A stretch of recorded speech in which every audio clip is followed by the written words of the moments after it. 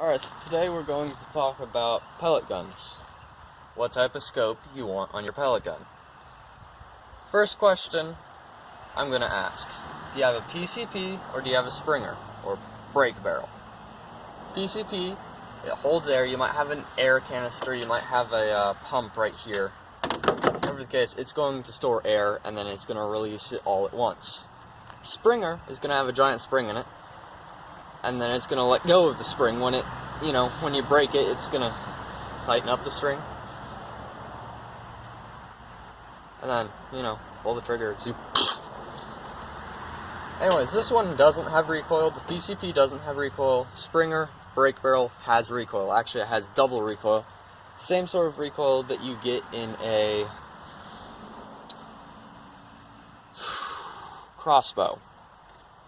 So you can actually use a crossbow scope on one of these. But it comes back, it hits you in the shoulder, and then it launches forward. So the recoil, pretend this is a gun, it's going to do this really fast, and then apparently that kills scopes pretty easily. I have killed a scope before this way. Specifically, I killed this scope. Cvlife scope, $40 scope. Yeah. Also, we're going to be talking about what mechanism you're going to want to use to hold, your scope on place. So, first things first, let's get the easy stuff out of the way. PCP, really it doesn't matter what scope you get, as long as it works for you, it isn't blurry, and you're not dropping it all the time. It doesn't matter. It really doesn't. Now, for these, first thing I would suggest is if you get a gun with the scope already mounted on it, when it comes out of the box with the scope on it, that's what happened with this gun. The scope was already on there. I wouldn't suggest using that scope. It could have been knocked around, it could have been broken. Yeah. But this gun, I was lucky enough, they actually sent a separate scope.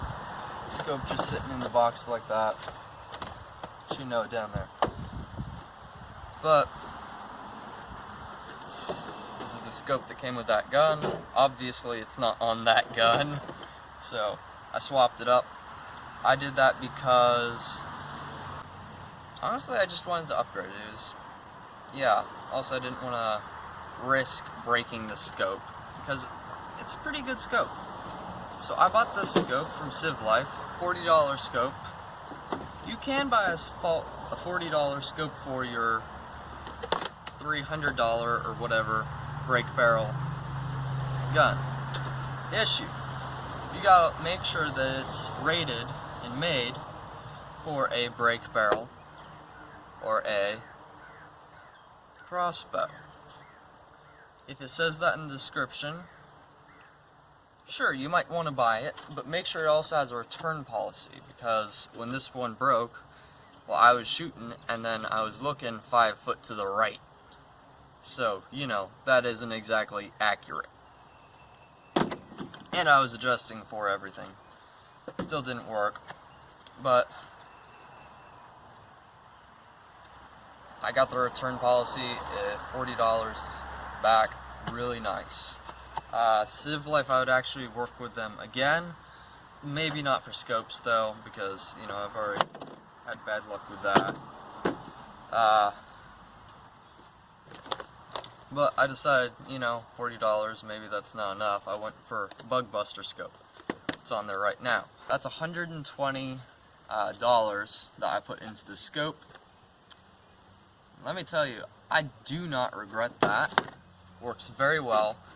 Haven't had an issue with it yet. Also, these right here, that's going to be the magnification. That's going to be the diameter of, the front end. So 32, that means this is 32 millimeters. This is also 32 millimeters. This is 40. This is 40.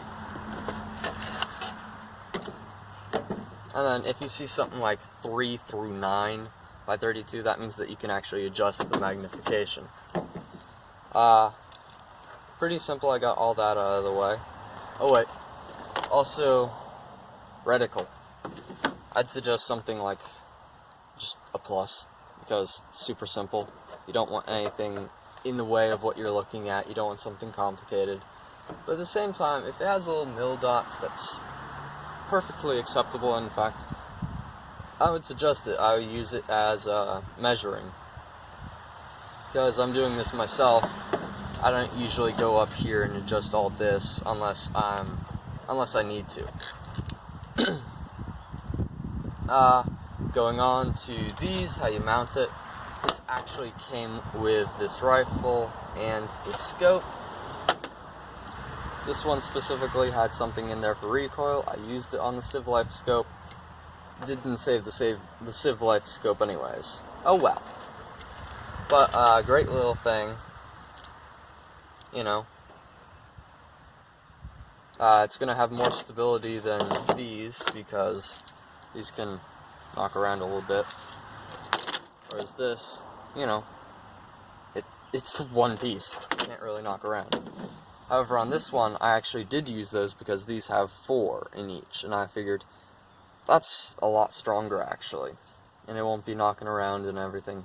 And it was designed for this specific scope. These came with this scope, not an issue.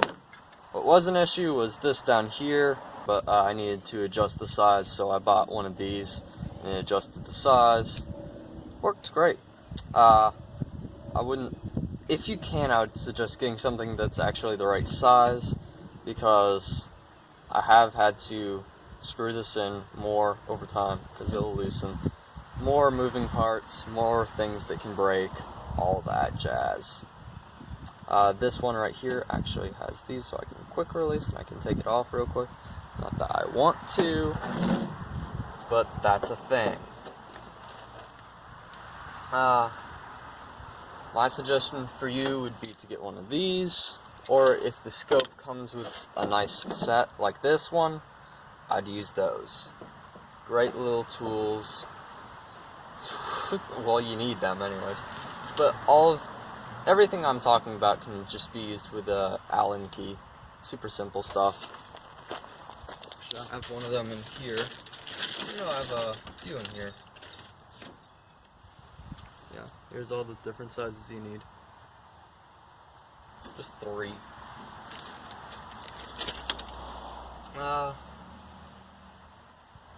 Yeah.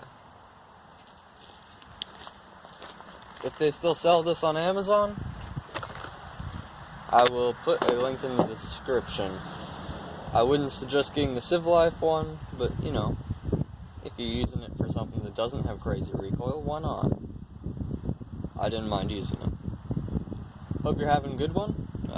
Enjoy.